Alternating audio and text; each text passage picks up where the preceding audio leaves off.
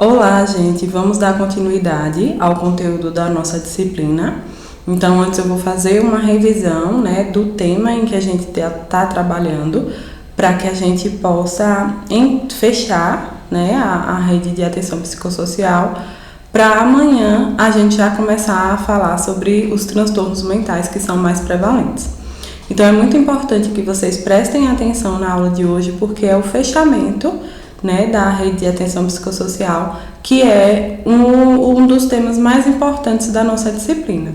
Então, fiquem atentos, faça a atividade para contar como presença, porque nossa disciplina reprova por falta. Então, é muito importante que vocês façam, porque vocês têm faltado muito às aulas, tá certo? Então, para começar, a gente volta para a questão do conceito, né, de rede de atenção psicossocial, que é o espaço, né, que é destinado àquelas pessoas que estão em sofrimento psíquico, que possuem transtornos mentais e têm necessidades que são decorrentes do uso de crack, álcool e outras drogas no âmbito do SUS, do Sistema Único de Saúde. Então, a gente sempre está falando, repetindo, né, qual é o objetivo da rede de atenção e a quem ela se destina. Então, pessoas com sofrimento psíquico ou transtorno mental e com necessidades decorrentes do uso de crack, álcool e outras drogas. Nós vamos hoje voltar para aquilo, né, de quais são os componentes da RAPS. Então, nós já vimos na aula de segunda-feira a atenção básica em saúde, né, que acaba sendo o maior componente da RAPS, que nela vão estar a unidade básica de saúde, equipes de atenção básica para populações em situações específicas, que entra o consultório na rua e equipes de apoio aos serviços do componente de atenção residencial de caráter transitório, o NASF e o Centro de Convivência e Cultura. Na aula de terça-feira, nós falamos sobre a atenção psicossocial, né, que inclui os CAPs. Vocês lembram da diferença? É muito importante saber qual é a diferença de cada um dos CAPs, né? Então, nós temos o CAPS 1, 2, o 3, o AD3 e o I. Então, aproveitem esse momento agora para retomar essas diferenças. Nós vimos também a atenção de urgência e emergência, que inclui a UPA, o SAMU, sala de estabilização e as portas hospitalares de atenção à urgência e pronto-socorro. Vocês precisam prestar atenção que aqui a gente está olhando esses componentes com base no aspecto, né, das pessoas que precisam de uma atenção relacionada aos transtornos mentais ou uso de drogas, certo? Então, dentro desses espaços, o que é que dá para se fazer? Como é que a gente vai atender a essa população, né? Então, tem a rede, tem o dispositivo, dentro desses dispositivos, como é que a gente vai conduzir um caso de transtorno mental? Então, a nossa aula de terça-feira foi muito proveitosa, né? Porque a gente conseguiu trazer essa visualização de como esses casos eles são acolhidos, eles são atendidos nos vários dispositivos. Aí temos a atenção residencial de caráter transitório, a atenção hospitalar, estratégias de desinstitucionalização e estratégias de reabilitação psicossocial. Tudo isso nós falamos na aula de terça-feira, né? Então, quem não foi para a aula, eu vou disponibilizar o slide e o material para que vocês possam ler, porque é muito, muito importante. E esses temas são os temas principais da nossa avaliação, tá certo? E agora eu vou trazer um estudo de caso para que a gente veja o funcionamento dessa rede, né? Como é que acontece? Eu vou ler o texto, vocês podem acompanhar no material, né? Não tá no slide, tá no material escrito que eu vou mandar para vocês, que eu já mandei no caso, e vocês podem ir acompanhando, tá certo? Nós vamos ver o caso de Dona Helena. Então, Helena é uma mulher de 50 anos de idade, ela é mãe de 2 filhos adultos. O filho mais velho é o João, que tem 32 anos e se envolveu com cocaína há 2 anos. Ele foi interno em hospital psiquiátrico durante 1 ano e, quando retornou ao convívio social, passou 6 meses sem fazer uso de droga. Frequentou a igreja evangélica e trabalhou em uma serralheria até conhecer a sua esposa atual, que é Joana, que é usuária de drogas. Ao conviver com Joana, o João acabou voltando a utilizar cocaína, perdeu o emprego, isolou-se e passou a residir em outro local, diferente do domicílio da mãe. Maria, a outra filha de Helena, é casada há 4 anos, possui 2 filhos, um de 3 anos e o outro de 1 ano. Ela trabalha em uma farmácia e cuida das tarefas domésticas e dos filhos. O seu marido, há 3 meses, passou a usar crack e mudou muito o comportamento, tornando-se agressivo. Deixou o trabalho de técnico de eletricidade em uma multinacional, abandonou cursos de capacitação nos quais habitualmente ele se matriculava, deixou de cuidar dos filhos junto com a esposa e deixou de dormir em casa. Maria descobriu há poucos dias que está grávida e relatou à mãe, Helena, que a gravidez é consequência de um estupro praticado pelo marido. Maria não está mais aguentando a convivência com o marido, mas ao mesmo tempo não quer abandoná-lo.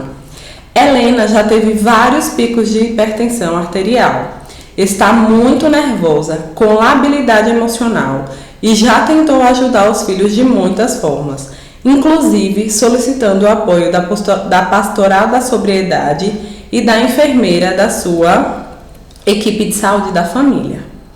Então, considerando esse mapa que nós temos no slide, na figura 3, quais são as possíveis estratégias de atuação dentro da rede de atenção psicossocial no caso de Dona Helena? Quando a gente olha aqui para o mapa, a gente consegue ver que tem o consultório de rua, tem a UBS, tem a equipe de assistência básica,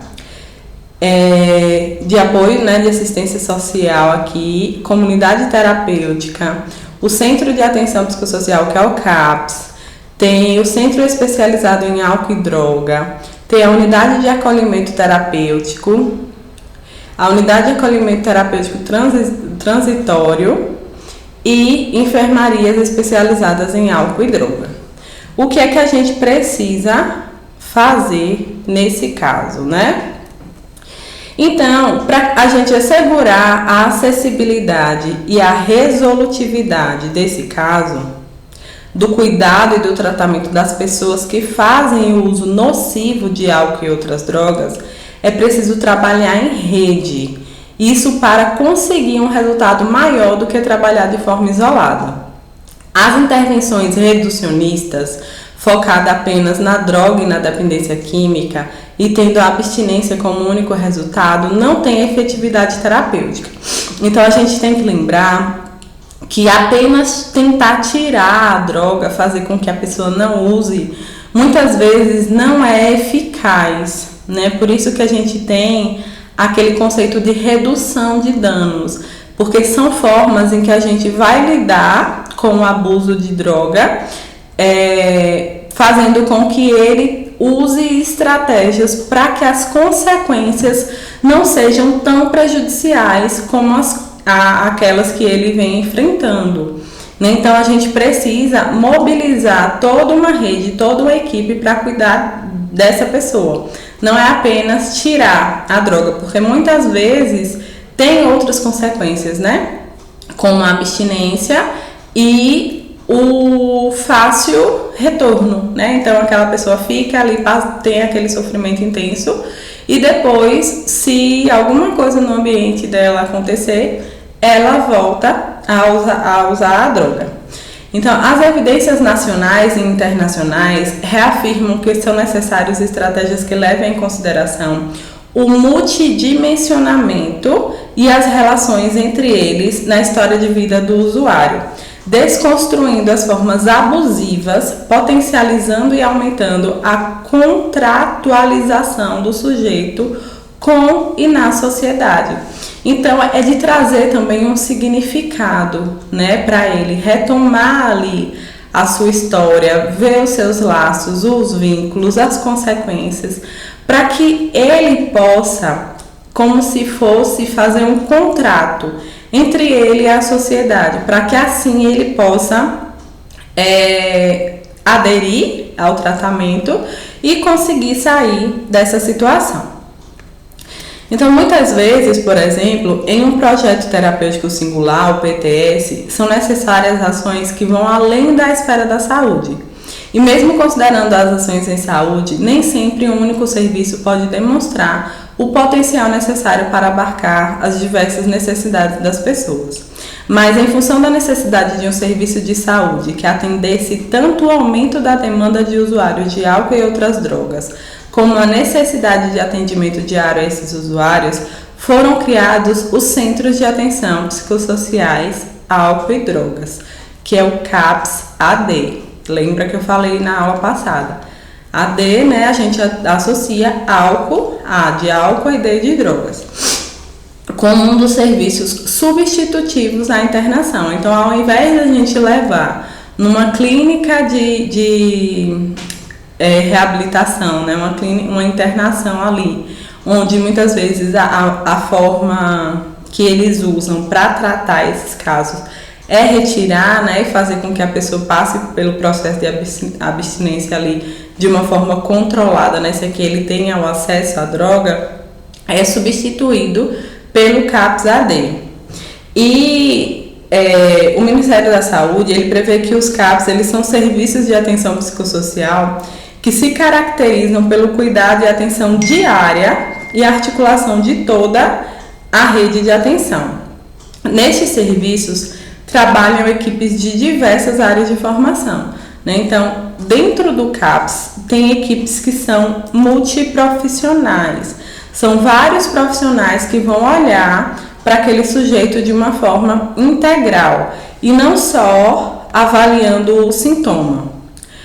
Por meio de um trabalho interdisciplinar integral, diversas ações são desenvolvidas no CAPS-AD, no intuito de cuidado aos usuários de droga, como acolhimento universal e incondicional ao paciente e seus familiares.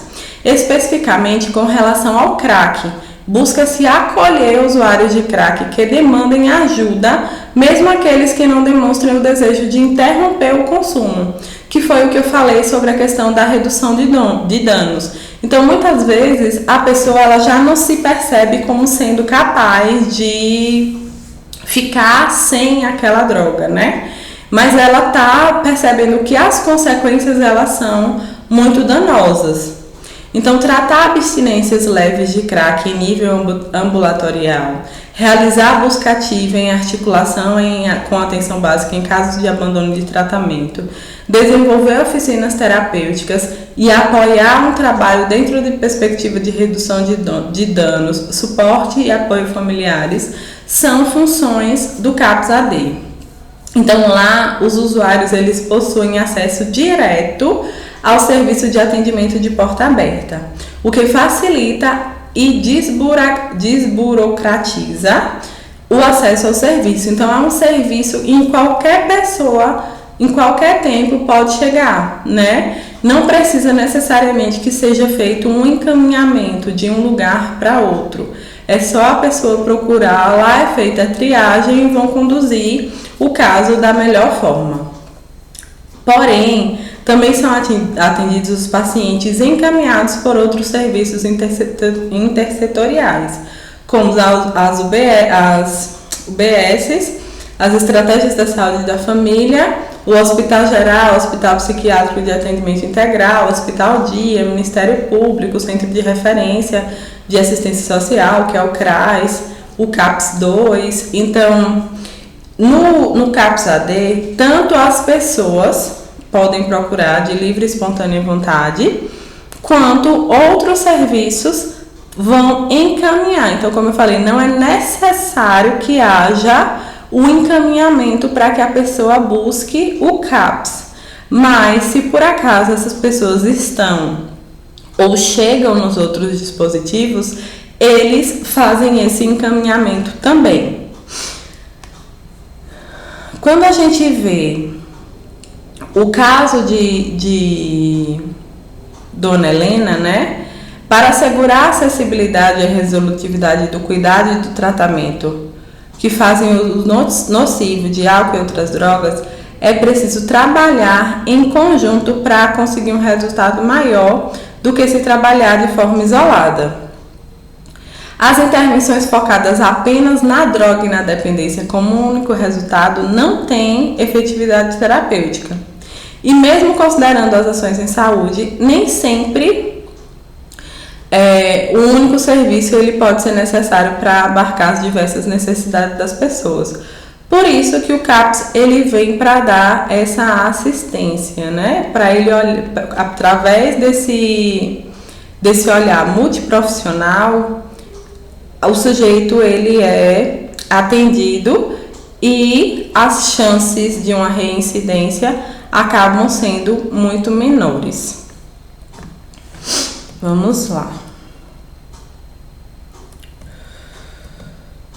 Então, quando a gente fala de um serviço de porta aberta, nós vemos aqui esse fluxograma, né? Vamos tentar entender o que é um serviço de porta aberta.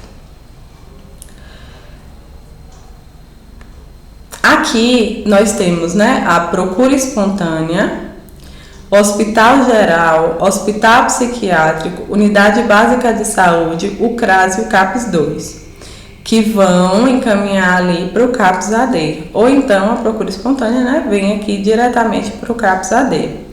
Qual é? Aí lá eles vão avaliar, né, no acolhimento eles vão fazer a triagem. Tem perfil CAPS AD? Se tem perfil, eles vão fazer o quê? Vão fazer a avaliação terapêutica, vão inserir essa pessoa nos grupos, que pode ser intensivo, não intensivo ou semi-intensivo, vão construir o projeto terapêutico, ele vai passar por consultas médicas e atendimentos individuais e também continuar participando de grupos e oficinas terapêuticas. E sempre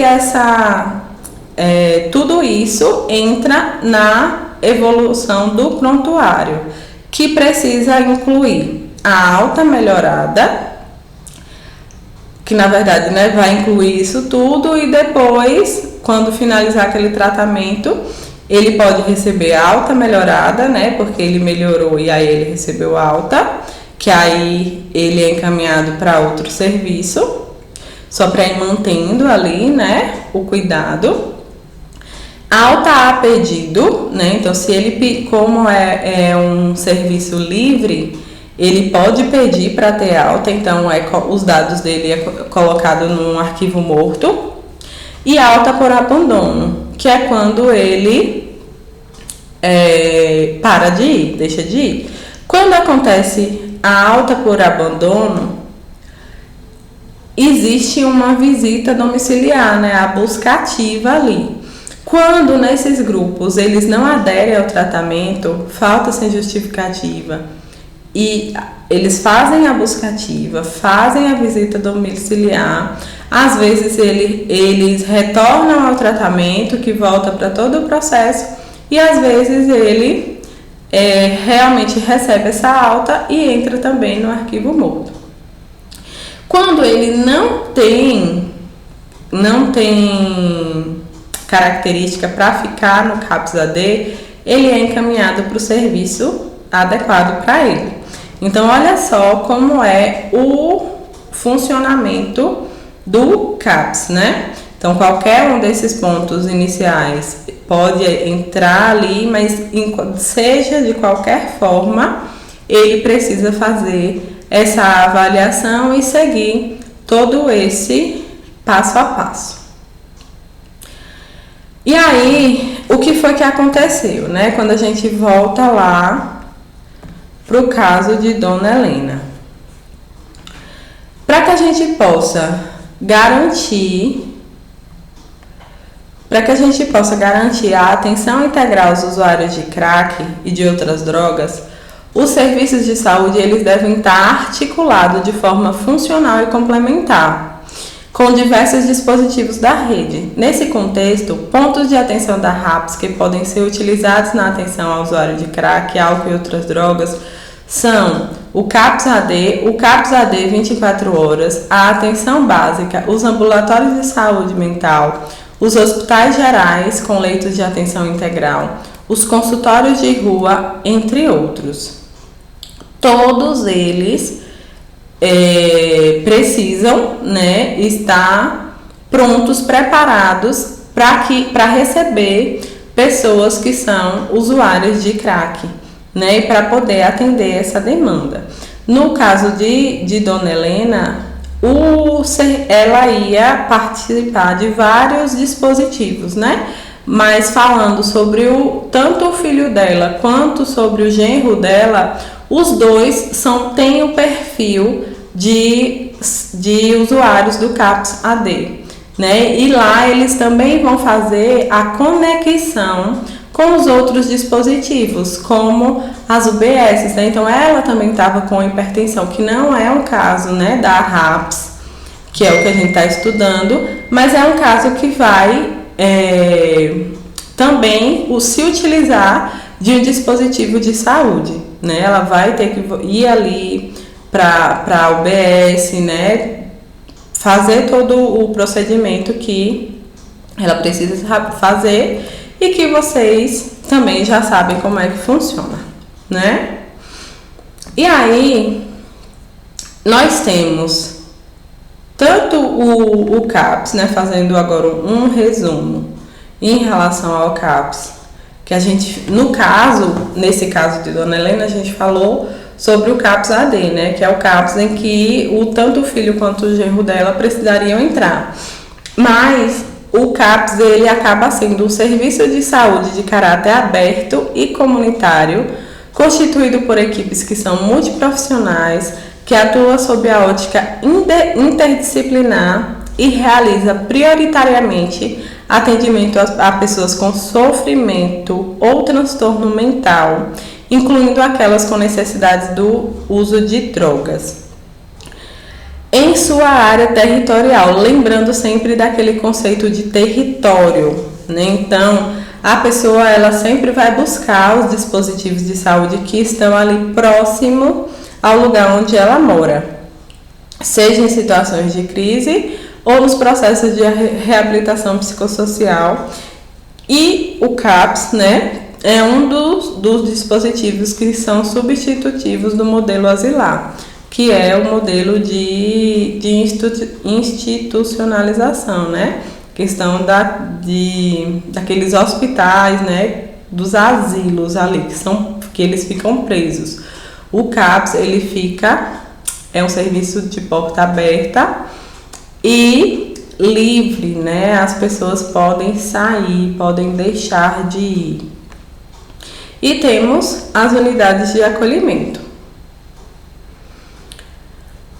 Ainda falando de CAPS, ele tem um papel estratégico na articulação da rede, né, na rede de atenção psicossocial, tanto no que se refere à atenção direta, visando a promoção da vida comunitária e da autonomia dos usuários, quanto na ordenação do cuidado, trabalhando em conjunto com as equipes de saúde da família e agentes comunitários de saúde, articulando e ativando os recursos existentes em outras redes, assim como no território.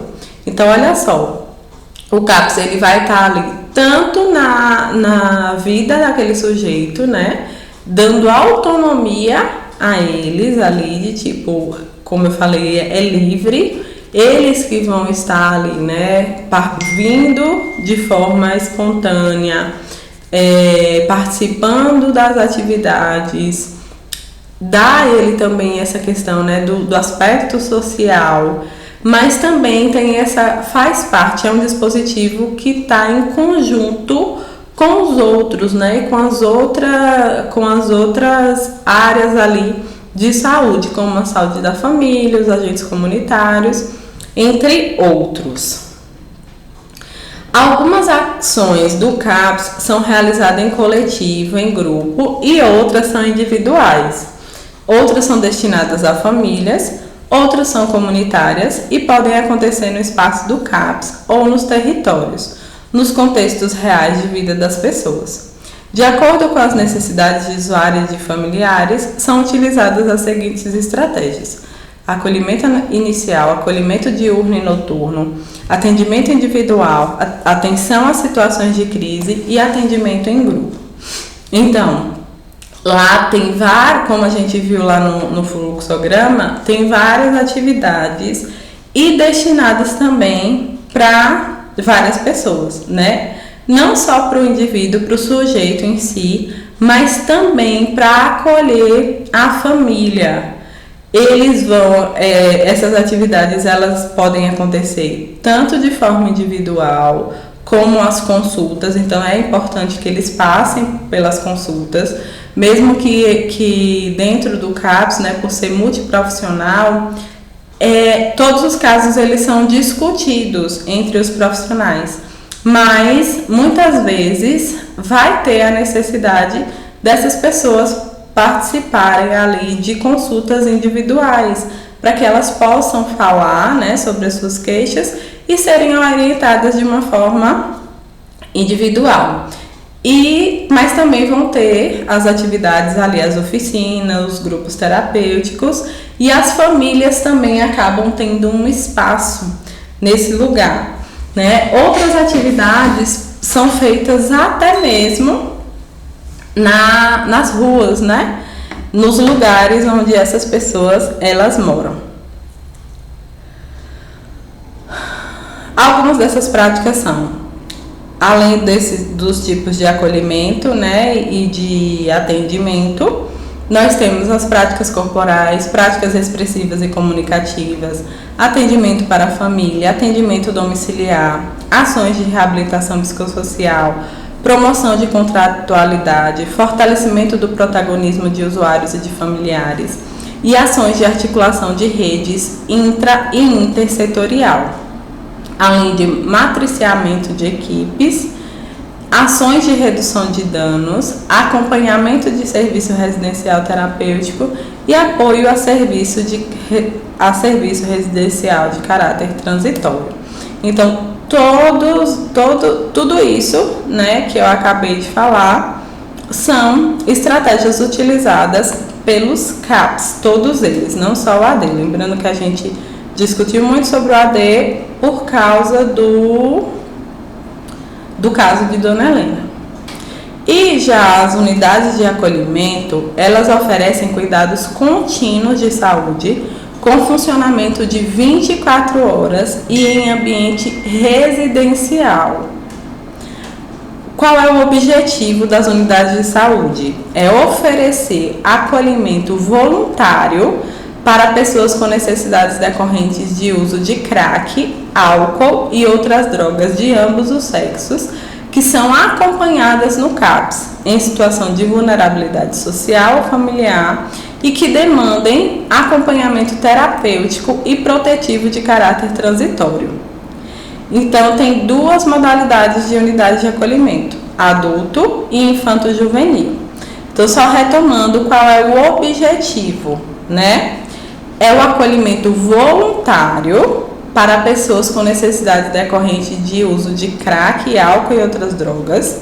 Olha só, vai acolher as pessoas que usam drogas, que são acompanhadas no CAPS e estão em situação de vulnerabilidade social e familiar, que precisam de um acompanhamento terapêutico e protetivo de caráter transitório, né, ali por um período.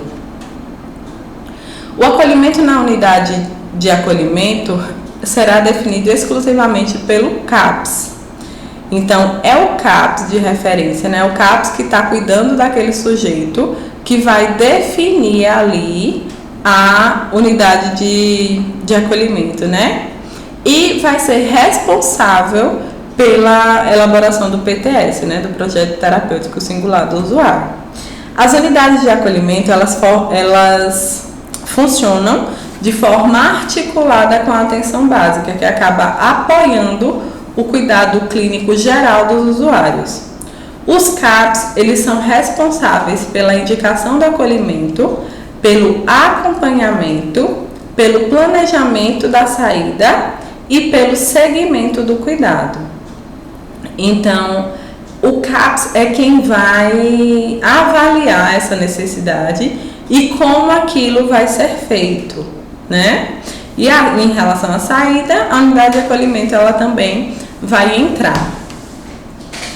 E o que é, então, o projeto terapêutico singular? Que desde a primeira aula eu falo sobre isso, né? Que é importante que vocês se atentem às siglas, porque nos ambientes ali de saúde é muito comum que as pessoas elas falem através das siglas e vocês precisam saber do que é que se trata, né? Então, PTS é o projeto terapêutico singular, que é formulado no âmbito do CAPS com a participação da unidade de acolhimento e deve observar as seguintes orientações. Acolhimento humanizado com estilo a grupalização e a socialização por meio de atividades terapêuticas e coletivas, desenvolvimento de ações que garantem a integralidade física e mental, considerando o contexto social e familiar, o desenvolvimento de intervenções que favoreçam a adesão ao tratamento, visando a interrupção ou redução do uso de crack, álcool e outras drogas, o acompanhamento psicossocial ao usuário e à respectiva família, o atendimento psicoterápico e de orientação, entre outros, de acordo com o projeto terapêutico singular, o atendimento em grupos, como psicoterapia, grupo operativo, atividade de suporte social, assembleia, grupo de redução de danos, entre outros, oficinas terapêuticas, atendimento e atividade sociofamiliar e comunitária, promoção de atividade de reinserção social.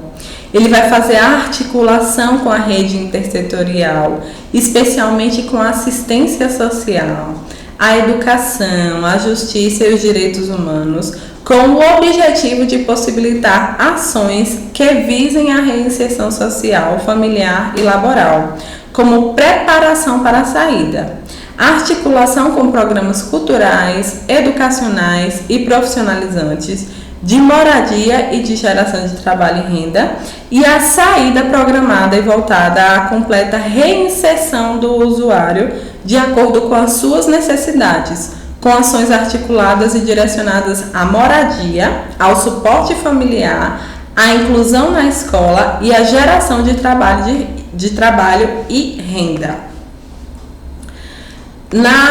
Nas unidades de acolhimento, o PTS, né, ele vai ser um dos recursos que, de acordo com as necessidades dos usuários em seus contextos socio-relacionais, considerando em particular o habitat como um dos eixos centrais no processo de reabilitação psicossocial, que visam a promoção de autonomia, de participação nas trocas sociais e de ampliação do poder de contratualidade social e de acesso ao exercício de direitos das pessoas com a experiência do sofrimento psíquico, incluindo aquelas com necessidades decorrentes do uso de álcool e outras drogas. Então, nós vimos, né, nessa primeira parte, os componentes, né, revisamos ali em relação aos componentes da RAPS, que são divididos em atenção básica à saúde, atenção psicossocial, urgência e emergência, residencial de caráter transitório, hospitalar, as estratégias de romper com a institucionalização e as estratégias para a reabilitação social. E retomamos, né, a partir do estudo de caso o funcionamento do CAPS, né, que é um dos serviços especializados ali, né, em relação ao cuidado psicossocial, com foco no CAPS AD, porque era o CAPS que ia abarcar as pessoas que estavam envolvidas no estudo de caso, e também falamos sobre a unidade de acolhimento. E agora nós vamos para a segunda parte da nossa aula de hoje, que são os indicadores de saúde mental na atenção básica. Então vamos falar sobre os indicadores de saúde mental na atenção básica. Vamos lá. Em 2011, foram incorporados dados sobre a saúde mental no Sistema de Informações da Atenção Básica, que é a SIAB, Sistema de Informação vigente naquele momento. E aspectos determinantes sobre a rede de atenção psicossocial também foram significativamente discutidos durante o desenvolvimento do Programa de Melhoria do Acesso e Qualidade da Atenção Básica. Entre os indicadores que foram incorporados, tem o de proporção de atendimentos em saúde mental, exceto de usuários de álcool e outras drogas, a proporção de atendimento de usuário de álcool, a proporção de atendimento de usuário de drogas e a taxa de prevalência de alcoolismo. O Sistema de Informação em Saúde para Atenção Básica, vigente até o momento, consiste na reestruturação do Sistema de Informação da Atenção Básica. O Sistema de Informação em Saúde para a Atenção Básica consiste na reestruturação do Sistema de Informação da Atenção Básica. Então, muda aí esse em saúde, né? O SISAB, ele apresenta a plataforma tecnológica moderna e é composto por 2 softwares, o ESUS, da atenção básica, com prontuário eletrônico do cidadão, e o ESUS, da atenção básica, com a coleta de dados simplificadas, que tem tudo isso tem umas siglas, e aí é importante que vocês estejam atentos a ela. Nós vamos ter também a questão do número, né, em relação aos transtornos, né, quais são os transtornos mentais que são mais prevalentes, e vamos discutir o conceito de normalidade, né, vamos falar sobre isso, porque desde o início, quando a gente falou sobre o início, né, o nascimento ali da psicopatologia, né, o nascimento da psiquiatria, a gente acabava vendo que era algo que eles não nomeavam, né, era algo que eles acabavam segregando, e no início eles queriam fazer com que as pessoas elas agissem de acordo com as normas, agissem de acordo com os padrões que eram impostos para as outras pessoas, né? Para todas as pessoas, na verdade. Então, antes da gente entrar, né, na discussão dos transtornos mentais em si, é importante que a gente fale sobre isso, né? Do que é normalidade, para que a gente entenda o que é também transtorno, né? Para que eu entenda o que é transtorno, eu preciso saber o que é normalidade. E a gente tem muitos critérios, né, para falar sobre normalidade, né? E muitos conceitos também. Então, a gente tem uma visão também, né, de critérios que são assumidos pelo profissional a partir de uma ideologia e concepção filosófica ou pragmática, né? Tem tanto essa questão de uma concepção ali filosófica da reflexão sobre aquilo, quanto pragmática, que é aquilo ali que é sistemático, é estruturado. Então, segundo o Dalgal Rondo, que é um estudioso muito grande, né, muito renomado do tema de transtornos mentais, Entre os critérios de normalidade mais assumidos em psiquiatria e psicopatologia estão a normalidade como ausência de doença, né? Então, quando a gente fala de normalidade como ausência de doença, a gente está falando de uma concepção que assume que a saúde é a ausência de sinais, sintomas ou doenças. Que foi algo que... Não, acho que não foi com vocês, não. Que eu lembro que eu falei sobre... Já falei, né, algumas vezes sobre isso. De que se saúde era a ausência de doença, né? Então, algumas pessoas percebem, né, normalidade. Tipo, se eu não tô doente... Se eu não tenho nenhum sinal, se eu não tenho nenhum sintoma, se eu não tenho nenhuma doença, eu estou normal. Tem a normalidade ideal, que se estabelece arbitrariamente uma norma ideal daquilo que é normalidade, a partir de uma concepção sociocultural, ideológica e por vezes doutrinária. Então, isso era a normalidade que era vista ali no início, né, do nascimento ali da psiquiatria, né? Eles tinham uma norma, eles tinham uma concepção do que era o ideal, né? E muitas vezes até doutrinária, tinha ali uma doutrina, uma forma, até em relação aos valores ali do que é que deveria ser. Tanto que eles submetiam as pessoas há vários tipos de tratamento, né, muito invasivos e muito desumanos, para trazer essa pessoa para a normalidade, né, uma normalidade ideal, que era concebida a partir de uma concepção que eles tinham, de uma ideologia que eles tinham, né. E nós temos também a normalidade como estatística. Então, o normal ele passa a ser aquilo que se observa com mais frequência, né? Então, se as pessoas, a maioria das pessoas, 90% das pessoas agem dessa forma, é esse que é o normal. Os 10% é que acabam sendo anormais, né? Que são errados ali. Então, a gente vê dessa forma também, né? Que na verdade a gente vê não.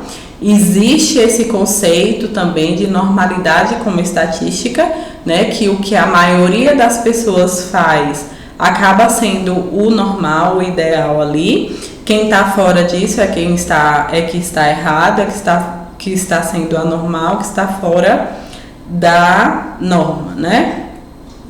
E tem também a normalidade como bem-estar, que é o conceito que a gente vê também em relação à saúde, né? Quando a gente fala hoje de saúde, a gente já tem visto muito esse conceito assim de seu bem-estar físico, mental e social. E temos também a normalidade funcional. O fenômeno é considerado patológico a partir do momento que é disfuncional, que produz sofrimento para o próprio indivíduo ou para o seu grupo social. E é essa normalidade que vai trazer os conceitos de transtorno, né? Na verdade, o oposto dela é que vai trazer o conceito de transtorno. A gente define que existe um problema, que existe um transtorno, quando o comportamento daquele indivíduo está sendo disfuncional, está produzindo sofrimento significativo, tanto para ele ou para o seu grupo, né, para as pessoas que o cercam. Então, se traz um prejuízo no funcionamento, né, nas atividades diárias dele, ou um sofrimento intenso para ele ou para o indivíduo, aquilo é considerado um problema, né, é considerado um transtorno, a depender dos sintomas em que ele vai estar apresentando. Então, essa normalidade funcional, ela é associada muito a isso, né? E tem a normalidade como processo, que considera-se os aspectos dinâmicos do desenvolvimento psicossocial, das desestruturações e reestruturações ao longo do tempo, de crises, de mudanças a certos períodos etários. Então, ali vai se acompanhando a mudança, né, vai se acompanhando os acontecimentos, é um processo ali. Porque é como não, né? Ele traz esse conceito de fases ali, né? De tanto em relação às situações externas, quanto em relação às situações do indivíduo. Tem a normalidade subjetiva, que dá ênfase à percepção subjetiva do próprio indivíduo em relação ao seu estado de saúde, às suas vivências subjetivas. E a normalidade como liberdade, né? Então, a saúde mental seria a possibilidade de transitar com graus distintos de liberdade sobre o mundo e sobre o próprio destino, né? Então, você ter saúde mental significa você conseguir poder transitar com graus distintos de liberdade, tanto sobre o mundo quanto sobre o destino, o seu destino, né? Então, esse é o conceito de normalidade como liberdade. E, por fim, temos a normalidade operacional, que define-se a priori o que é normal e o que é patológico, e busca-se trabalhar operacionalmente com esses conceitos, aceitando as consequências de tal definição prévia, né? Então, ele separa o que é normal e o que é patológico e vai ali em relação a operacionalizar o conceito, né? Nós podemos ver então que existem várias formas de olhar o que é normal e o que é patológico. Algumas já são mais aceitas para determinados conceitos, como eu falei da normalidade funcional e da normalidade com bem-estar, né? E outras acabam que já caíram por terra, mas que ainda existem na concepção de algumas pessoas. Então, nós percebemos que a partir desses critérios de normalidade, o conceito de doença mental e transtorno mental se torna muito híbrido, se não assumirmos uma postura de situá-lo dentro de alguma categoria apresentada. Como uma das formas de obter uma categorização, surgiu o Manual Diagnóstico e Estatístico de Transtornos Mentais, que é o DCM. Olha só, tenho aqui para ilustrar para vocês. Esse livrinho bem pequenininho aqui, olha, ele é o DCM. Ele já está, né? Esse daqui é desse ano, né? O mais novo, que saiu a 5ª edição do DSM com texto revisado, né? Então, de tempos em tempos, eles vão atualizando, né, esse manual. Só que como esse daqui não teve muitas mudanças em relação ao anterior, ele só veio como transtorno ou como texto revisado. Ele não saiu de tipo do 5 para o 6, é o 5 com texto revisado. E ele serve justamente para que a gente possa conceituar os transtornos de uma forma unânime, né, para todo mundo, para que as pessoas de outros lugares e os outros profissionais consigam entender do que a pessoa está falando. Então, tem a definição ali que é aceita mundialmente, né? No material em que a gente está estudando, ele diz que atualmente nós estamos na 5ª edição, né? Só que, como eu falei, esse livro ele sofreu uma revisão, né? Então nós já estamos no 5TR, o DSM 5TR, que é contexto revisado, e todo profissional é obrigado a usar o manual mais recente para poder trabalhar, né, com as questões de cada sujeito, né?